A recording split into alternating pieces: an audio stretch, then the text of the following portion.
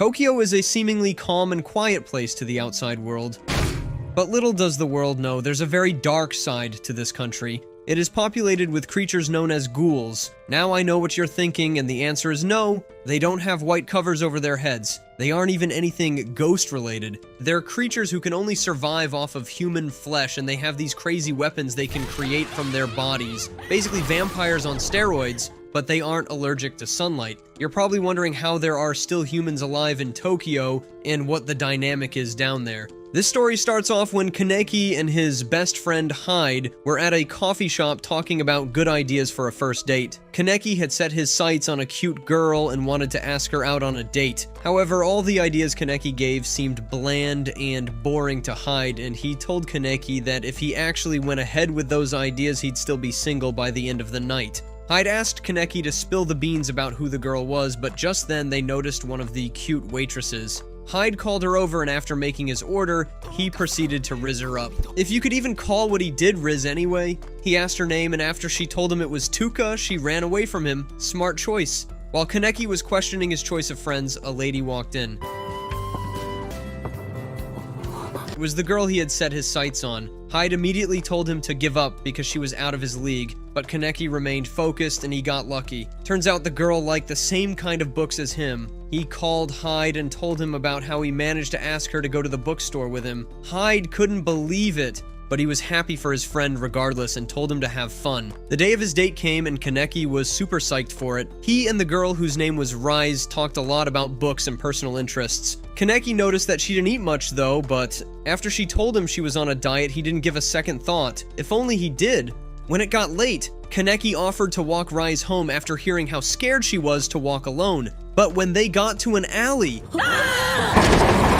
Rise showed her true self and took a bite out of Kaneki's shoulder. She was a ghoul. Kaneki tried running away, but that obviously wasn't gonna happen. Rise dragged him back to her and punctured his body with her kagune. She wanted to keep playing with his body, but he was already dead. Just as she was about to finish eating him, a bunch of scaffolding fell on her and killed her too. The next day, Kaneki woke up in a hospital. He found it hard to eat, and when he told the doctor, he told Kaneki it was just a side effect of trauma and would pass away. Kaneki went home and sulked in his bed. He read the note that was left for him by his door from Hyde, asking him to get better soon and come back to school. But Kaneki was still in shock from what happened with Rise. He wasn't ready for the revelation that was about to occur to him. Later at night, Kaneki was up listening to the news. He overheard a ghoul specialist talking about how the human anatomy is different from ghouls, which was why ghouls couldn't eat human food and it just tasted like crap in their mouths. Kaneki didn't want to believe it was true, so he went to the bag of goodies that Hyde brought for him and started chowing down. But with every bite, it slowly dawned on him what he feared the most. He had become a ghoul. He spent the rest of the next day in bed, and when night came, he went out for a walk to clear his mind. But that only made things worse. Seeing all these people around him only made him hungrier and feral. He went into denial once again and tested out if he was actually a ghoul by stabbing himself with a knife. To his surprise and utter disappointment, the knife broke and he fell to the floor, sad and miserable. He went back outside and suddenly smelled a sensational aroma. He immediately ran towards the smell, hoping it was food that he could finally eat. But he got yet another morbid reality check. He saw that the aroma that to him smelled like his mom's homemade cooking was nothing but the scent of a mangled corpse. He fell to his knees and cried. The ghoul who was eating the corpse was nice enough to offer some to Kaneki, but he suddenly had his head removed by another ghoul. This new ghoul who wore glasses reprimanded Kaneki for eating in his hunting grounds. He strangled Kaneki against the wall and asked why he was there. Kaneki tried to tell him it was a misunderstanding, but it didn't seem like the guy was a chill guy. Just as he was about to finish him off, another ghoul came along. It was Tuka, the waitress from the coffee shop that Kaneki and Hyde used to hang out at. She jumped down, beat up Nishiki, and he ran off. She then turned to Kaneki and saw him desperately resisting to eat out of the corpse. Kaneki was fighting hard not to become a ghoul and remain human, but Tuka couldn't stand seeing him struggle, so she forcefully fed him a piece of the corpse. After Kaneki swallowed the piece of flesh fed to him, he tried vomiting it but to no avail. He then begged Tuka to tell him what he was supposed to do now. Tuka was sick of his whining about not wanting to turn into a ghoul, so she was ready to just leave him there to die of hunger. But just then, the manager of the coffee shop came and asked Kaneki to follow him. Turns out he's a ghoul too. The manager made Kaneki some coffee and asked him to drink it. Kaneki was scared at first because he thought it was going to leave a nasty taste like how human food always does. But to his surprise, the coffee was delicious. He downed it so quickly that it brought him to tears. It had been so long since he had any normal food or drink. The manager explained that through the years, coffee was the only human food that ghouls could enjoy alongside humans, but he warned Kaneki that taking just coffee wasn't enough to keep their appetite at bay. So he gave Kaneki a portion of some flesh and asked him to come back if he needed more. Kaneki went home and stared at the portion with a feral look in his eye. He was resisting the urge to eat it, but every fiber of his being wanted to lunge at it and devour it. He even started having hallucinations of Rise telling him to feast on it. But Kaneki fought off the temptations and went to school for a change of scenery. He soon met Hyde, who had missed him dearly and was so excited to see Kaneki. Hyde told him there was a lot to do, but before they started, he had to get some reading materials from a senior. On their way to meet this senior, Hyde asked Kaneki if he had been eating right since he looked so pale, but Kaneki said nothing. He couldn't bring himself to share the truth with Hyde just yet. He feared his friend would never look at him the same. When they got to the room where the senior was, it was none other than the glasses ghoul, Nishiki, whom Kaneki met the other day in that dark alley. Kaneki was terrified, but Nishiki calmly introduced himself to Kaneki with a very devious smile on his face. Nishiki searched around for the materials that Hyde was asking for, but he couldn't find them. He concluded that he forgot them at home. Hyde really needed them, so he asked Kaneki to head home without him while he went with Nishiki to his house. Kaneki wasn't about to leave Hyde with that monster ghoul all alone, so he volunteered to tag along. Nishiki agreed without a fuss, but Hyde was confused as to why he wanted to go all of a sudden. On their way there, Nishiki bought some snacks for the gang. Kaneki immediately felt nauseous once he smelled the snack, but that wasn't the craziest part. He saw Nishiki eat it like he actually enjoyed it. He wondered how he could blend into society with such ease. They walked for a little longer, and Nishiki kicked Hyde into an underground parking lot. Kaneki was too startled to move, so Nishiki grabbed him and strangled him against the wall. Nishiki thought Kaneki was saving Hyde for a special meal at some point, but after Kaneki denied having such motives, Nishiki punched a hole through him and left him on the ground. He then went to Hyde's unconscious body and began pounding it under his shoe. Kaneki charged at him while yelling at him to stop, but Nishiki kicked him aside. Kaneki kept trying to stop Nishiki, but he was no match for Nishiki, who had way more experience being a ghoul and having his powers. After Nishiki got one more solid hit on Kaneki, he decided to go ahead and eat Hyde. Kaneki was confused. He didn't know how he could stop Nishiki.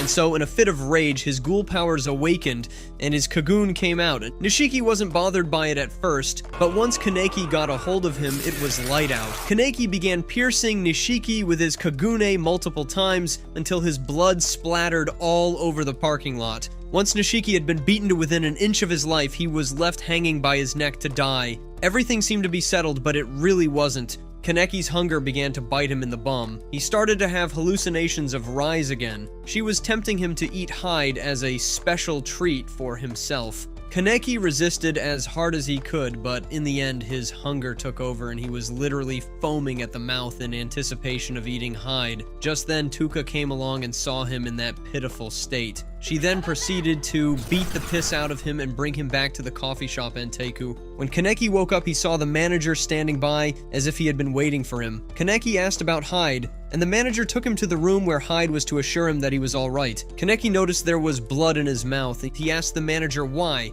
and the manager told him that the only way they could relieve his rage and hunger was to feed him flesh, and so they did. Kaneki burst into tears. He felt like he was alone in the world, no longer human but not even a proper ghoul. But the manager told him that he was the only one in the world who could be both a ghoul and a human. Best of both worlds type of situation. The manager then asked him to come join Enteiku and they could show him how to adjust to his new life as part human and part ghoul. It was Kaneki's first day at Anteiku. The manager was teaching him how to brew a nice cup of coffee. Kaneki managed to get it in his first try, but it was still nowhere near as good as the manager's. The manager chuckled and explained that, just like humans, each cup of coffee can come out differently depending on how much effort is put into it. While on the topic of humans, Kaneki asked the manager why he went out of his way to offer his services to humans, since all ghouls were trying to keep a very low profile in the society. The manager explained that humans were like living textbooks for ghouls, because in order to live among them, they had to learn from their behaviors, which they did by interacting with them at the coffee shop. After giving Kaneki some insight, he sent him downstairs to Tuka to lend her a hand with the shop.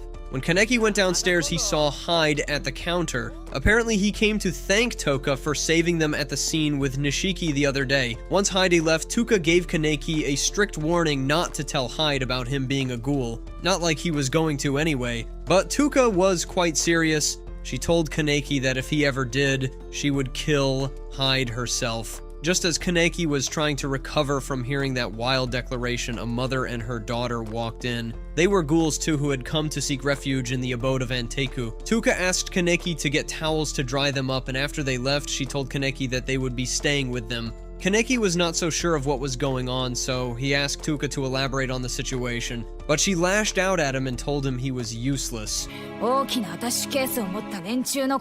Meanwhile, in a corporate building not so far away, there were some people talking about how they were going to take out a horde of ghouls. Their organization was called the CCG. They specialized solely in the extermination of ghouls and curbing of all ghoul activities. While there were some there who really just wanted to keep the people safe, there were others who derived pleasure from killing ghouls and using their bodily created weapons to make weapons of their own. One of these maniacs was called Mado. He and his partner Amon were one of the best teams in the whole organization, and as a result, they were tasked with the sole mission of finding out what was going on in the 20th ward with the ghouls, and that happened to be where Kaneki and the gang were living. Back at Anteiku, the manager was teaching Kaneki how to eat food in public without arousing suspicion. Kaneki was finding it very difficult, but the manager assured him that he would learn in time. He then gave him some sugar cubes and told him that putting some in his coffee would help keep his hunger at bay. Kaneki asked what was in the cubes, but the manager preferred not to say. You don't find that suspicious? While they were on the topic of food, the manager gave Kaneki the task of going to find food. Kaneki immediately objected to killing anyone, but the manager assured him that that wasn't the case. But Kaneki still had his doubts, so the manager told another member of Anteiku to go with him. In the car on the way there, Kaneki asked the guy how they would acquire the food, but the driver kept silent. When they finally got there, they came to a cliff. Kaneki held the railing as he looked down, but it gave away and he fell. Luckily, his Kagoon saved him at the last minute. When he looked around, he saw a dead body. That was when the other guy finally said that they acquire food from the corpses of suicide victims. Kaneki was so freaked out by the situation that he couldn't bring himself to pack up the victim into the bag. So the other guy, Yomo, went ahead and prayed over the dead body, then began packing it up into the bag. A few days later, the manager told Kaneki that it was time he got a mask of his own. Kaneki was confused by the reference. The manager tasked Tuka with this mission, telling her that the CCG were lurking around and he wanted Kaneki to have a mask just in case. Tuka told him where to meet her the next day and threatened to leave him for dead if he came late. This Tuka chick has some serious anger issues. Anyways, the next day came, and Tuka took Kaneki to where he would get his mask done. When they got there, the owner of the shop, Utah, seemed to be a very strange fellow. He hid under a cover to surprise Tuka and Kaneki, but he didn't waste any time and began taking Kaneki's measurements while asking him some questions as well. They quickly finished and headed back. On the way, Kaneki asked Tuka to fill him in on the situation with the mother and her daughter, and also tell him more about the CCG officers, and she did. When they got back, Kaneki tried to go up and cheer up the daughter, Hinami, after hearing the situation she was in. But he walked in on her eating. He quickly ran out, terrified and embarrassed. One of the staff advised him to go back and apologize with a cup of coffee. So he went back and did just that, but Hinami didn't seem to be upset about earlier. In fact, she was curious about what exactly Kaneki was. Ghoul or human? Kaneki didn't know the exact answer either, so he told her he had the mind of a human and the body of a ghoul. Just then, he noticed she had a book in her hands. It was written by his favorite author. Hinami showed him a few words that she couldn't read properly, and Kaneki showed her how to. He then came up with the idea of helping her learn new words every so often, and Hinami was super excited about it. The next day, Hinami was feeling very bubbly and happy to see everyone, which in turn made Kaneki happy. But just as Hinami went upstairs, a mysterious man walked into Anteku. Who could he be? The mysterious man in the suit turned out to be a ghoul. His name was Tsukiyama, and as soon as he saw Kaneki, he took a liking to him. Almost too quickly, if you ask me. The staff at Anteku didn't like his presence, so they chased him away. By staff, I mean just Tuka, and by chased, I mean she aggressively told him to get out. So Tsukiyama left and told Kaneki he would be back for some alone time with him soon. The next day, Tuka was at school eating lunch with her best friend Yuriko. Yuriko saw that Toka was only eating a jam bun and was upset. She thought her friend wasn't eating healthy, so she gave her some of her own lunch instead. Tuka managed to eat it without any reaction and even complimented the food. But back in the toilet, she was forcing herself to not vomit the food back up. She loved her friend and wanted to do right by her and make sure she ate the food. Elsewhere, Kaneki was out, enjoying some fresh air and reading a book when he was interrupted by Tsukiyama. He told Kaneki that he came all the way to the university to see him. Kaneki felt very uneasy, but Tsukiyama took care of that very easily. He told Kaneki about his love for reading and how he longed to have meaningful and deep conversations with another fellow book lover, just like he did with Rize. As soon as Kaneki heard Rize, his ears perked up and he started listening to Tsukiyama more attentively. Tsukiyama then invited him to go to a bookstore where they could talk about their shared favorite author. Kaneki hesitated at first, but he felt that Tsukiyama was a chill guy, so he went ahead to accept the invitation. The day of the date came and Kaneki was zoning out a lot while talking to Tsukiyama, but he eventually brought himself to start a proper conversation with him. He asked Tsukiyama what kind of person Rize was and what they used to talk about. Tsukiyama told Kaneki a bunch of nice stuff, but that apparently wasn't the case. Turns out Rize rejected Tsukiyama's invitation to be part of his gourmet world, saying that even though the tastes might be nice, it just wouldn't satisfy her. まるで人間みたいで滑稽じゃない? Tsukiyama, back in the present, was visibly angry and he crushed a cup with his hands. Kaneki tried to help him with it, but the glass cut his hands. Tsukiyama helped him clean the blood off his cut finger and excused himself from Kaneki. He went into the bathroom and began sniffing the blood-stained hanky like it was his girlfriend's panties. Later, Kaneki went to a place that Tsukiyama told him Rize used to visit a lot. When Kaneki got there, he took a shower for some reason, and then before he could figure out why he was in a suit or what he was even doing in this place, he got whisked away by a platform into an arena. In the arena seats were all sorts of ghouls who had reached top positions in the human world. And now, they just sought thrills like watching ghouls kill each other as an extra excitement. Kaneki couldn't believe his eyes. As he looked around to try and make sense of everything, an announcer on the mic introduced Kaneki as the main dish of their event. And as if that wasn't heartbreaking enough, Kaneki looked up to see the person who was behind it all. It was Tsukiyama. He had brought Kaneki to this house of horrors to be eaten and left for dead. Kaneki thought all hope was lost, especially when they brought out the executioner that was going to take his head. But he wasn't going to let them take his head so easily, so he ran and evaded the executioner as much as he could. Unfortunately, Tsukiyama had planned for this, and he drugged Kaneki earlier with a cup of coffee that he gave him. As soon as the drug kicked in, the executioner kicked Kaneki to a wall. Such impeccable timing. The executioner then grabbed Kaneki by the neck and began strangling him. Kaneki, seeing that there was nowhere left to run, had no other choice but to use his ghoul strength and punch the executioner sky high.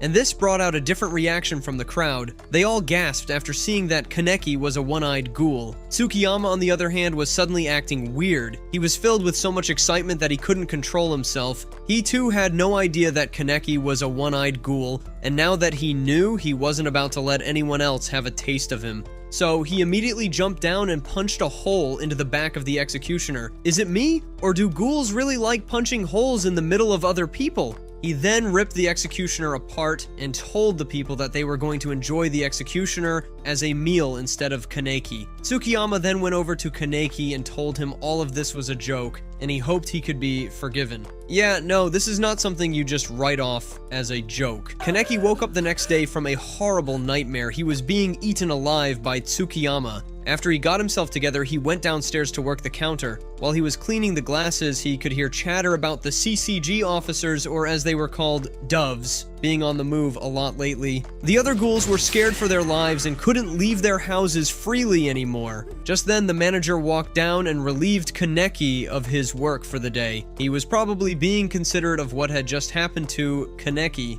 but also he wanted Kaneki to check up on Tuka. Apparently she had been sick for a while now and even missed school the other day. Kaneki agreed and went up to check on her. He bumped into the mother on her way out and then sat down with Hinami. Tuka asked why he was there and he told her, but it didn't seem that way because as soon as Hinami asked him for some assistance with a word, he turned all his attention towards her. Even Tuka looked at him like, "I thought you were here for me." But she didn't give it a second thought and just went to make coffee for everyone.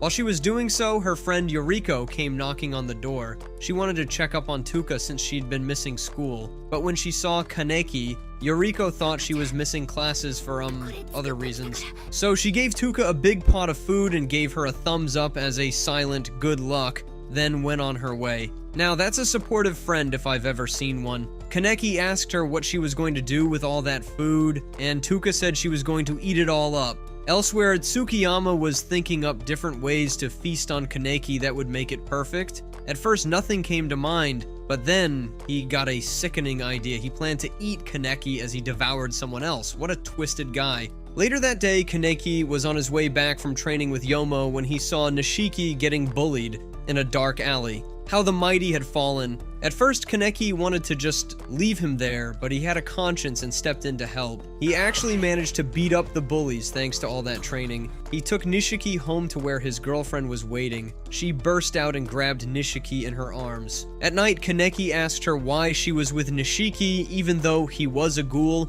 and she replied saying she loved him and wanted to be by his side. She asked what she could do to help, and Kaneki told her the only way was to have him eat flesh. Since she couldn't obviously acquire that, Kaneki told her he'd figure something out. He went back to Anteku to get one of those portions the manager had, but they were locked up tight. Just then, he noticed a note and a rose by the door. Tsukiyama had left it there. In it, he wrote to Kaneki saying he had captured Kimi and wanted him to come over. Just as Kaneki was stepping out, he saw Nishiki at the door. He hadn't seen Kimi at home since. Kaneki showed him the note, and he immediately asked to go with him. When they got to where Tsukiyama was, he revealed his plans to them and started to beat them up. He disposed of Nishiki quickly, but Kaneki was holding on for a bit until Tuka came along and slashes Tsukiyama's eyes. They both engaged Tsukiyama in combat, but Tsukiyama stopped holding back and got serious. He broke Kaneki's arm and punched a hole in his stomach. After a taste, he felt like he was in heaven and craved more. Tuka tried to sneak attack him in that moment, but it seemed like all that human food she had been eating was finally catching up to her. Once Tsukiyama had caught Tuka lacking, guess what he did? He punched a hole in her stomach. I'm telling you, these guys have an agenda against stomachs. While Tuka lay helpless on the floor, Tsukiyama walked over to Kimi as she was there unconscious. He removed one of her sleeves to take a bite out of her, but he saw a very unsightly scar on her shoulder. It was a scar gotten from the day when Nishiki had just come back from his near-death experience with Kaneki. His wound wouldn't close and he needed flesh to help him heal. At that point, Kimi walked in and saw him grasping his stomach in pain. As soon as Nishiki saw her, he attempted to eat her, but he was too weak. Kimi was shocked that Nishiki was a ghoul, but seeing him in pain, she wanted to help. So she offered her shoulder to him and Nishiki helped himself to it. Nishiki then launched himself at Tsukiyama in a desperate attempt to stop him, but all his attacks were met by the end of Tsukiyama's blade. But even with that, Nishiki didn't stop trying to hold Tsukiyama from eating Kimi, even if it cost him his life. While that heartbreaking scene was unfolding, Kaneki suggested an idea to Tuka. He first asked if she was a match for him at full strength, to which she replied that they were roughly equal. So he let her take a bite out of him and she got powered up to full strength. Tsukiyama was completely enraged. launching an attack at Touka for eating out of Kaneki before him. But Touka was already powered up and she brushed off the attack like it was nothing. Touka's Kagune was looking like something out of Demon Slayer, so beautifully devastating. Tsukiyama, however, wasn't intimidated, but all that changed when he got hit by Touka's first wave of attacks. He quickly realized that she was a lot stronger now, so he got serious. But it was pointless. Touka completely had the upper hand and had Tsukiyama on the ropes. He then tried a sneaky tactic and went straight to try and bite out of Kimi, but Nishiki stopped him from doing so. Tsukiyama was pissed, and he stomped on Nishiki's head, but before he could finish Nishiki off, Touka ripped his arm off with one attack. Even with one less arm and half a face, Tsukiyama was inching towards Kaneki to try and have a bite. So Touka stabbed him in the back and made him collapse. Nishiki moved to untie Kimi and save her, but Touka walked up to him and told him to stand aside so she could kill her. Kaneki told her to stop and think about if it were Yoriko up there instead, but Touka was adamant and went ahead to attack. Nishiki blocked it, but he collapsed afterwards. The blinds on Kimi's eyes cut loose, and as soon as she saw Touka's Kagune, all she could think of was how beautiful it was. Touka, hearing that, retreated into the dark. The next day after the mess at the church with Tsukiyama, there were some changes made at Anteku. Well, just one change really. Nishiki started working there. The manager welcomed him so that he would be off the streets, but on the condition that he worked at the coffee shop, so he joined the gang. But Touka was stuck in her room ever since that day, refusing to come out. Kaneki thought to go check on her later, but while that thought crossed his mind, Hinami made an outburst saying she wanted to see her father and ran off. Kaneki went to try and console her, but she wouldn't open the door for him. He went downstairs to talk to her mother to try and find out what was going on. The mother explained that Hinami had been begging to see her father since, and not being able to was finally starting to get to her. Kaneki sympathized with her, but he was curious as to why they couldn't see the father. The mother told Kaneki that the father was caught up in some shady business, and if they went to see him now, it would be dangerous, so they're staying hidden. After a while, the mother felt better and went up to talk to Hinami. When she got there, she tried opening the door, but Hinami wouldn't let her in. The mother yelled at Hinami, but she calmed down afterwards and apologized. She then calmly explained to Hinami why they couldn't see the father just yet. Hinami hesitated, but after a while she stopped crying and opened the door for the mother to come in. When they reconciled, Kaneki retreated back into the shadows. He had thought to bring up some coffee for them in case things weren't going so well, but he saw that there was no need. Later that day, Kaneki went to meet Touka to talk to her about her shift tomorrow. Touka quickly told him that she wasn't going to be working. Just before Kaneki left, she also said that she was surprised that she couldn't kill Kimi back in the church. Kaneki then explained to her that ever since seeing how Hinami and her mother related to each other, he realized that being ghouls didn't matter when it came to love. And he told Touka that maybe the relationship between Kimi and Nishiki could be a beacon of hope for humans and ghouls. Touka then cut him off and asked if he had anything else to say. So he went on to apologize for comparing Yoriko to Kimi back in the church when she wanted to kill her. Then he walked away and he went to check up on Hinami, and she was doing quite well. She was already adding new words to her vocabulary. The mother walked in and thanked Kaneki for always taking time to teach Hinami. Kaneki said it was nothing and then left them together. Hinami was so excited to tell her mom about the new words she had learned, so much so that she told her mom she wanted a new book, since she had learned all the words in the current one. The mother delightfully agreed and they went to the bookstore together. When they were done shopping for books, it started to rain. So the mom whipped out her umbrella and they started walking together. After they walked for a while, the mom noticed some men in suits up ahead who were asking people if they knew anything about some pictures. Instinct told her the men were bad news, so she went in the opposite direction of the men. But they had already noticed her and began tailing her. To make matters worse, Hinami noticed the smell of her dad and ran off to find the source. The mom chased her down, hoping to stop her before she got into trouble. But by the time she caught up to her, it was too late. She had run into an alley where the CCG agents Mado and Amon were waiting for them. The mom instinctively released her Kagune and shielded them. She then told Hinami to make a run for it. Hinami cried and told her mom she didn't want to, but her mom lied and said she would catch up to her. The mom cleared a path behind them and Hinami ran off. She was screaming for anyone to come to her aid, but no one paid any attention to her, and she stumbled and fell to the floor, crying and realizing how helpless she was in the situation. While Hinami lay helpless on the floor, Kaneki just happened to be passing by and he noticed her on the ground. He ran over to her and asked what the matter was. Hinami told him it was her mother, and led him to the scene of the crisis. On the way there, Kaneki thought about what he could do to help, but when he got there, he realized there was nothing. All he could do was cover Hinami's eyes from the sight of her mother being killed. Later that day, Tuka finally came into work and saw the shop was closed. She went upstairs and asked what was going on. The manager told her what happened to Hinami's mother, and she was consumed with rage. She opted to go out and kill every last dove out there, but the manager said that would do more harm than good. Tuka was angry that the manager didn't want to get revenge, and she stormed out of the room. Meanwhile, at the CCG headquarters, Mato and Amon were giving their report on what had happened. Mato told them that they would have to change their focus to another ward since their targets were keeping a low profile ever since they started their investigation.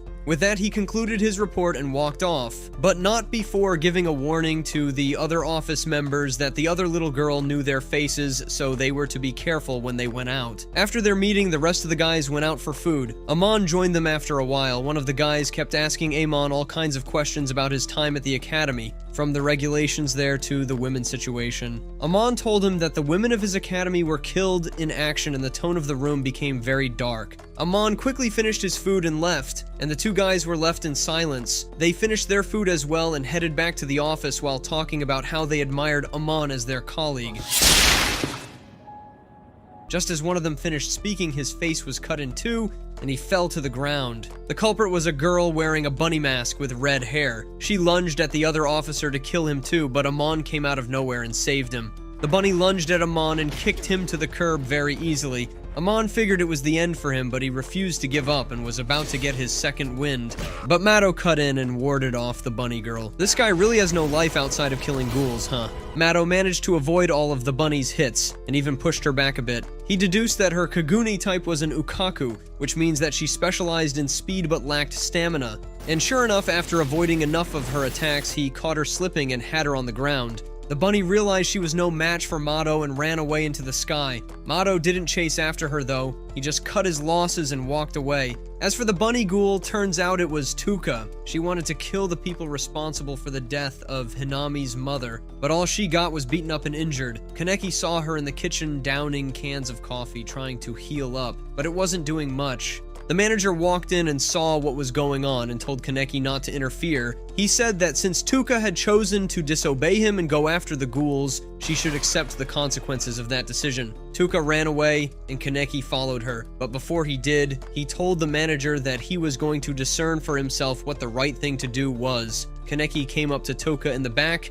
and offered to stitch her up, but Toka refused his help. Kaneki then told her that even though the doves were wrong for what he didn't agree with Toka going after them either. He also told her that he would be devastated if she died, and he wanted to help her in any way he could, without killing anyone, of course. Back at CCG headquarters, a funeral service was held for the officer who got killed by Tuka. Everyone except Mato showed up to pay respects. After the service, one of the higher-up officers called Amon aside and told him that some crazy stuff was about to go down in the 11th ward soon. As the officer left, the partner who was with the now deceased officer when the bunny attacked came up to Amon. They went out for lunch, and the guy kept talking about how his partner would always complain about his choice of food. Amon got pissed and violently ate his food. He yelled that there was no reason that the officer should have died.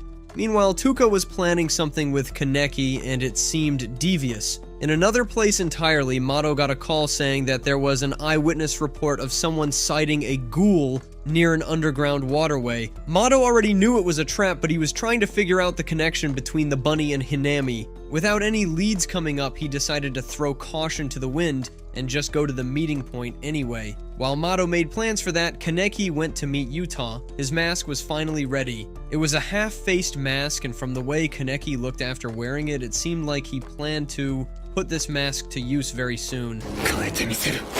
Everything was going bad. Tuka had apparently made some sort of preparations for Mato, and as soon as she got back, Hinami woke up and suddenly ran out of the house. She smelled her mother for some reason and went off to meet her. You would think by now she knew better than to do such stupid things by herself. Kaneki and Tuka searched through the 20th ward and couldn't find her. Kaneki thought of a place she could be at and ran there quickly, but she wasn't there.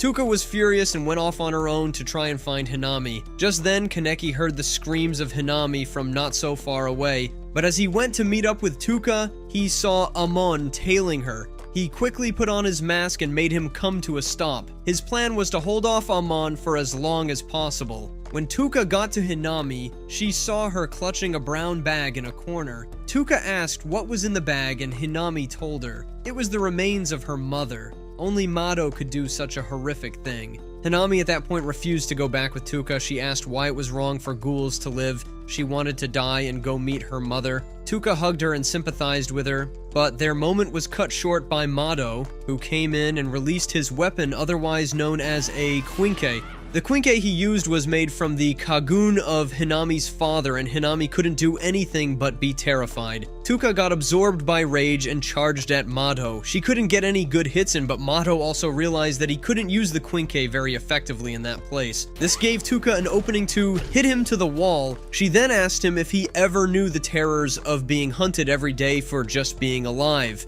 It was a feeling that every ghoul has experienced since they understood what they were, but Mado didn't care about all of that. He just wanted to kill the ghouls in front of him. So he opened the second briefcase that he had, and inside was another Quinque, but this one was made from the Kagune of Hinami's mother. Seeing this made Hinami almost go insane with anguish. Tuka just got even angrier. Back with Kaneki, he too was having a tough time against Amon, which was expected. Amon was the top student at the academy after all. Kaneki tried punching him, but Amon didn't even move, and he struck Kaneki away. He also asked Kaneki a similar question to what Tuka asked. He asked why humans were being killed carelessly by ghouls for no reason other than hate or food. He too wanted to make sense of the pain he was feeling. Kaneki couldn't find any words to explain to him, but then it hit him. He realized that he was the only one who could understand both worlds. He knew what it was like to be a human and what it was like to be a ghoul. He was the only one who could help both species understand each other. Kaneki stood up and confronted Amon,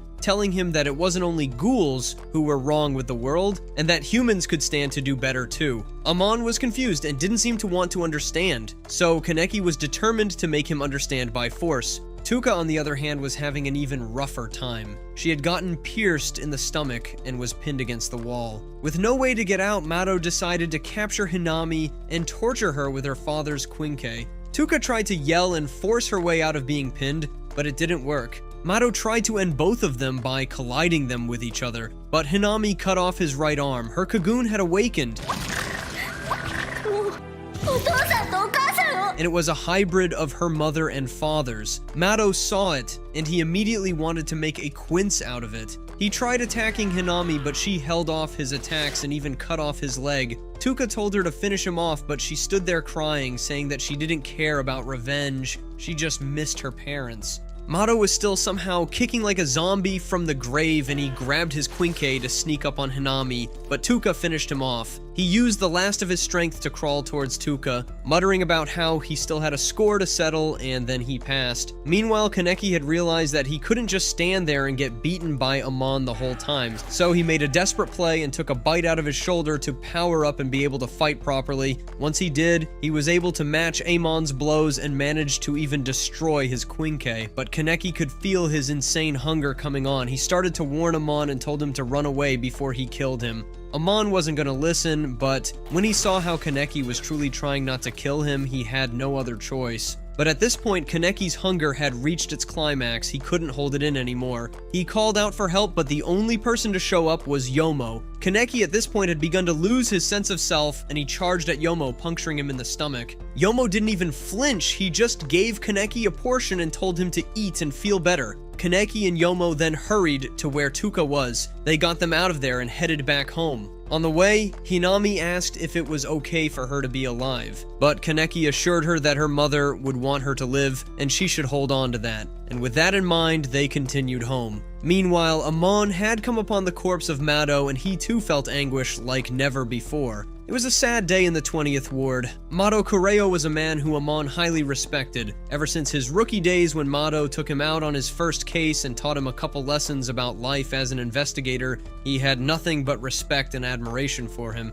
And it was the same for Mado. He saw Amon as a son of his own. Having to bury him was a heavy burden for Amon. 49 days after the burial service, Amon was going to visit Mado when he bumped into a high officer in the Shichiji. His name was Shinohara. Shinohara was excited to see Amon after so long, but he shared his sympathy and condolences for his loss. Shinohara was headed somewhere, so he couldn't chat for long, but before he left, he made sure Amon knew how proud Mado was of him. At Anteiku, things were starting to look up. For starters, Hinami was getting back to her old cheerful self, albeit slowly. She had found a bird at the front door one day and decided to take care of it. It seemed like the bird was the spark for her beginning to lighten up again. One day, they decided to go get a bird cage for it. They had named the bird Loser for some reason. On her way out, Kaneki noticed she dressed like Tuka. Apparently, she borrowed some of her outfits as a disguise. Kaneki was happy that things were starting to go back to normal, but he knew it wasn't completely there yet.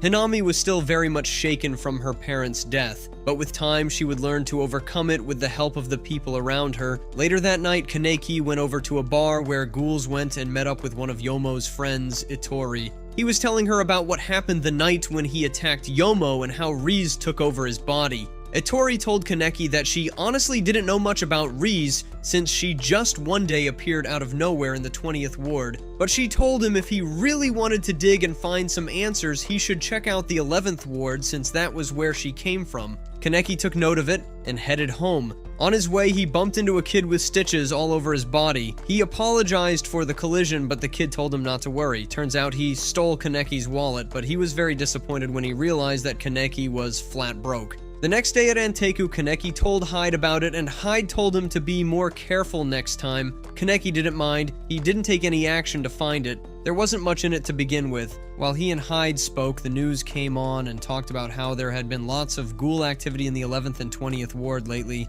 And to combat that, the CCG were deploying more officers to both wards to handle the situation properly. Hyde shared his thoughts on the matter, and Kaneki realized that he could be onto something. In fact, he was scared how close to the truth Hyde was with his theories. Kaneki asked why he was so interested in ghouls, and Hyde just told him he was reading a book about them, and it piqued his interest. Kaneki felt relieved. He didn't want to have to go down the road of having to cut Hyde off if he knew. Hyde left the coffee shop in a hurry, but he came to a stop outside. He actually knew about Kaneki being a ghoul, but he was smart enough to not say anything about it for his sake and for Kaneki's. Later that day, the guys at Anteiku were talking about how the ghouls on the 11th ward had been hunting down investigators collectively, and it was getting bad. War could be brewing. Nishiki and Kaneki quickly changed the subject to Tuka. She had been in her room since taking care of the bird, which was strange since she hated Loser, so Kaneki thought to go check on her. When he got to the room, he saw her in front of the bird cage, so he joined her to sit and stare at the bird. Tuka wondered where the bird's family was. She made a point about how everyone has a family, and she remembered back when she was younger, she and her younger brother Ayato found a bird just like Loser and took care of it until it was better. They would even go out to find worms for it to eat. Their father would be so glad he had such thoughtful kids. Tuka then asked Kaneki what his own family was like, but he gave a very bleak answer. Hinami barged in to shatter the awful mood with her bubbly energy. Kaneki noticed she had gotten a haircut. Apparently Tuka gave her one. Kaneki complimented her for doing a good job and she turned red. While all these lovely heartfelt moments were being had in the 20th ward, disaster was waiting for them in the near future. In one part of town there was a gang of masked ghouls being led by a guy named Banju. In another part where Hyde happened to be at, the infamous Jason appeared with one of his lackeys, and they were talking about how they would capture Raize very soon. The manager and Yomo stumbled upon a scene of dead doves. The manager asked who was responsible, and Yomo told him it was a ghoul group known as Aogiri Tree. They were led by the ghoul known as the One-Eyed King. The manager had heard enough and asked Yomo to head back to Anteiku with him. Back at Anteiku, one of the groups who invaded the 20th ward had come to see the manager. It was a group led by Banju. Banju came in yelling and was very aggressive, but Tuka made him calm down. So he ordered a cup of coffee and sat to talk to them. He told Kaneki and Tuka that he was looking for Riz, which made Kaneki's ears perk up.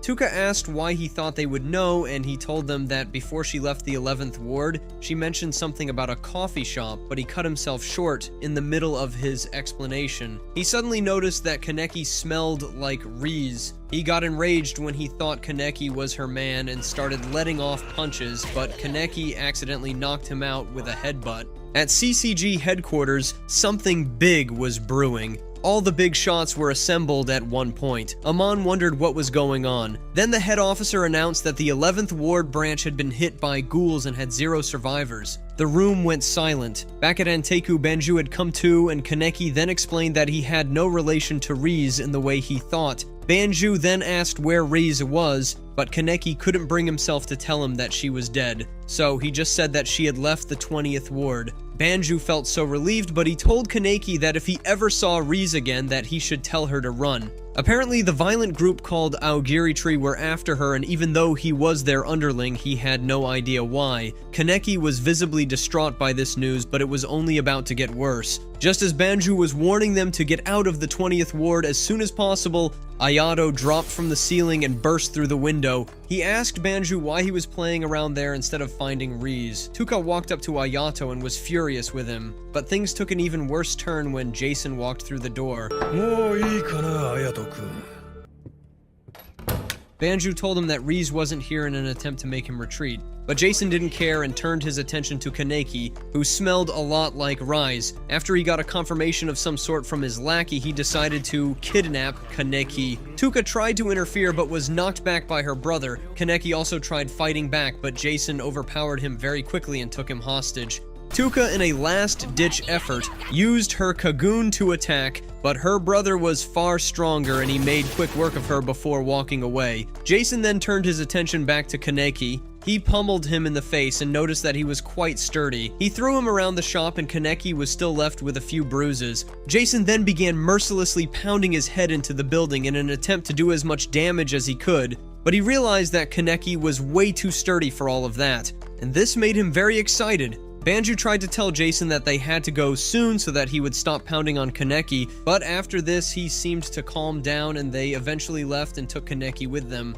At night, the manager returned and saw the state the shop was in. He confirmed with Tuka that they took Kaneki, and he told Yomo to make preparations for their next move. At the CCG HQ, they too were making plans. The head officer gave them instructions on how to go about confronting Aogiri Tree, saying that they would engage them head-on in a week. After the meeting, the head officer confronted a new recruit who had interrupted him earlier while he was giving a speech to his men. His name was Suzuya Juzu, and he was a third-class investigator. Shinohara was his guardian, and as soon as he saw the head officer talking to Suzuya, he knew there would be trouble. So he ran over to separate them. Later, he sat down with Amon to go over Suzuya's personality. Apparently, the higher-ups judged that he would be a good fit to bring into the CCG. Shinohara was worried about the confrontation that was about to happen, especially about some specific ghouls like Jason. He's a ghoul who kills mostly for fun rather than food. So it's hard going up against someone like that who is unhinged. Shinohara remembered that Amon had faced him before and Amon confirmed so. But Amon was thinking about Kaneki and how that night they fought reminded him of a part of his childhood. Back at Anteku, the manager called a meeting. He wanted to prepare everyone's minds for the possibility of never seeing Kaneki again. He then proceeded to say that if they were to attempt to rescue him, they would most likely be wiped out by the CCG or the ghouls from Aogiri Tree or both parties. Even after hearing this, Tuka said she wanted to go and would do it alone if need be. Nishiki and Hinami were also on board as well. But the manager told them that he only wanted to make sure they knew the risk of what they were about to do, since his plan was to rescue Kaneki from the start. So with that settled, there was one more thing the manager had to tell them. Heartbreak. And that was the cue for Tsukiyama to walk in through the door. No kidding. Tuka was not a fan of bringing Tsukiyama on board for help. She knew he only wanted to eat Kaneki, but that aside, she wondered how he even recovered from a severed arm, and he told her he took her advice to eat himself. What? That just made Tuka even more skeptical about him. But Yomo assured everyone that if Tsukiyama were to even blink the wrong way, he would put him in check immediately. Everyone felt a little assured, and the manager proceeded to tell everyone about his plans for rescuing Kaneki. Speaking of Kaneki, he had just woken up in an arena of some sorts and he was tied to a chair. He was greeted by Jason, who said he had been anticipating having Kaneki as a guest. He talked about a special kind of fluid that he had, and when it enters a ghoul's body, it stops their cocoon from coming out. Since Ghoul's skin was impenetrable by needles for the most part, he had to insert his needle in a place where a ghoul could be pierced easily, the eye. Kaneki screamed out in pain. Jason then asked Kaneki to count backwards from 1,000, but only in multiples of 7. He was doing this while Jason removed his fingers and toes, and he repeated it every time they grew back. As Jason walked out, Kaneki cried and kept wondering why all this was happening to him. Just then, Banju called out to him and told him that he would find a way to get him out of there. He told Kaneki he had heard Rise was dead, and he appreciated that Kaneki spared his feelings by not telling him. While that was happening, the CCG had finally managed to evacuate all the citizens from the 11th Ward, and it was time to launch their full-scale attack. 残りの 1% は They weren't the only ones preparing to attack, though. The gang at Anteiku were also getting prepared to go rescue Kaneki. At this point, I wish they would do so quickly, because Jason was starting to put insects in Kaneki's ear. At the sight of the start of the attack by the CCG, things seemed quiet, almost like each side was waiting for the other to make a move. As soon as the CCG fired a flare signal, both parties opened fire. The ghouls seemed to have the upper hand at first. Some of them were former military and they had their Kagun as shields. But the High Officer Inspector Marud came out and knocked a few of them off and told the men to do their jobs properly. It turns out one of them planned on doing so. It was Suzuya. He took Marud's bike and stormed into the building where the snipers were and killed them all with ease. Once he did, Inspector Marud let out a very pained battle cry, leading his men to charge at the enemy while he sulked and mourned the death of his bike. Meanwhile, the guys at Anteiku had started making their way into the building to save Kaneki. Tuka was making good time while clearing the guys in front of her with relative ease, but as soon as she encountered Amon, she started to evade like crazy. Amon was filled with rage at the sight of Tuka's mask, and Tuka couldn't understand why at first. Luckily for her, a twin duo from Aogiri Tree jumped in to attack Amon. She used the distraction to escape, and left Amon to deal with a very capable pair. Amon was getting pushed back drastically. The devastating duo, or better known as the Bin brothers, were really putting the beat down on him.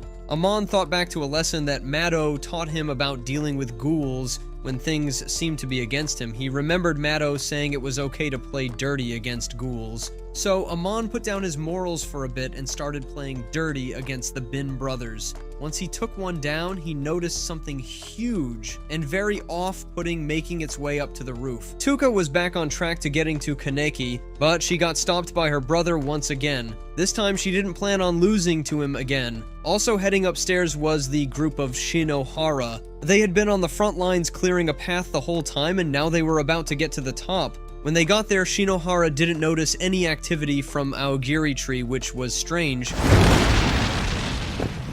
A ghoul landed on the roof with them, but it wasn't just any ghoul, it was the one-eyed owl. Shinohara quickly informed Inspector Marud about it, and all Inspector Marud could tell him was to challenge him only with very skilled men who were willing to die fighting. Shinohara heard him loud and clear and got ready to take the owl on. Meanwhile, Kaneki's hair had turned white after all this time. Kaneki was hallucinating. He felt a soft hand touch his head and thought it was his mother, but really it was Rise, or rather her ghost. She came to Kaneki as a result of his psyche wanting to find some sort of escape from the hell he was going through, but it was futile. He soon regained his senses and was back to wailing out in agony as Jason continued to remove his toes and fingers. He also realized why Jason asked him to count backwards from 1,000 in intervals of 7. It was to keep his sanity. By being conscious of the count, Jason made him continue to always be conscious of every single ounce of pain that he was feeling. Kaneki couldn't bear it, and his mind kept going back and forth between his mindscape and reality. At one point, his mind took him back to a memory of him and his mother. He was remembering how he would come back from school and ask her to teach him some Japanese kanji,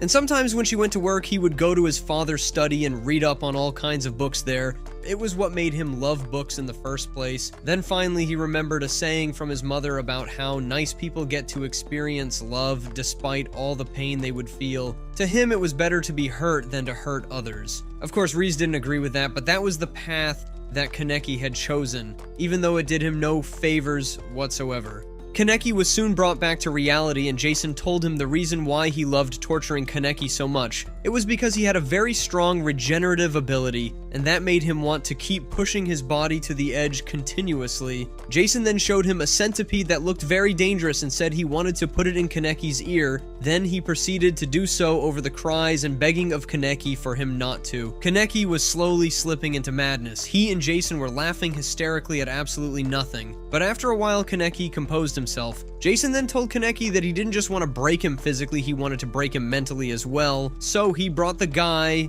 and the girl who had been taking care of him and cleaning up his blood every time Jason finished playing with him. Jason told Kaneki to choose which of them would die. Kaneki refused to do so, saying that if Jason wanted to kill anyone, he should kill him. But Jason didn't think that was fun, so he upped the stakes a little bit. He went and strangled the girl and asked Kaneki once again to pick. Kaneki still refused to pick. The guy on the floor kept begging Kaneki to pick him and spare the girl, but Kaneki hesitated too much and the girl choked and died. Jason then raised the guy by his head and killed him too. Kaneki slumped back into his mindscape and continued talking with Reese. He was slowly coming to terms with the fact that he was the cause of all his problems. He refused to change, saying that he would rather get hurt than hurt others. But that mentality has only gotten people killed and led to bad outcomes. Reese further elaborated on that. She told him that in this world there is no such thing as fate. It is just one coincidence after another that was controlled by someone, and Kaneki had refused to take control. Ever since he became a ghoul, he refused to accept the ways of the world and how things were. He went about with his naive ideals, and it had only gotten him into trouble. That was why he was easily tricked by her. She told him that he may think he's choosing to save both when he refuses to hurt people, but in reality, he's forsaking both. She showed him what would happen if he kept choosing to not hurt people and be naive. Tuka would die, Hinami would die, and Hyde would die too, and he would despise Kaneki for not choosing and being so weak. Riz blamed his foolish mother for instilling such ideals into his head. She kept giving her sister allowance and working herself to the bone, which made her die sooner than she should have. Kaneki then began to cry. At first it was cries for his mother, then it slowly turned to him cursing her and asking her why she didn't choose him to solely take care of instead. Reese began poking questions at him, but it seemed like he had finally steeled his resolve on what to do. She asked if he would accept her, but he did something else. He chose to consume her instead. He then vowed not to show anyone who hurts his friends mercy. When he came to reality, Jason walked in the room to tell him that the doves were closing in on them, and he had to wrap up their little fun time together. Jason tried to continue torturing him, but in that moment he saw Reese in Kaneki, and that twisted all the wrong buttons in his mind. He brought out his Kagune and attacked Kaneki, but Kaneki broke free of the chains and choked Jason. He then took a bite out of him as if to replenish his strength. From then on, it became a free-for-all battle to see who would come out on top. Kaneki began throwing punches and kicks like he was a seasoned ghoul. Jason realized he was being pushed back, so he released his Kagune fully and started to properly attack Kaneki. But Kaneki began taking things seriously too and released his own Kagune. The two locked horns, but Kaneki came out on top. After he won, Kaneki asked Jason to count backwards like he made him do. Jason refused to, but after a little violent persuasion from Kaneki, Jason began counting as tears fell from his eyes. Kaneki then decided to return the favor of Jason's kindness by eating him as he counted. If you enjoyed the video, make sure to click on this one right here to start the most legendary binge session known to man. Also, if you want to see the full plot-filled scenes, then make sure to subscribe to our Patreon. Link will be in the description below.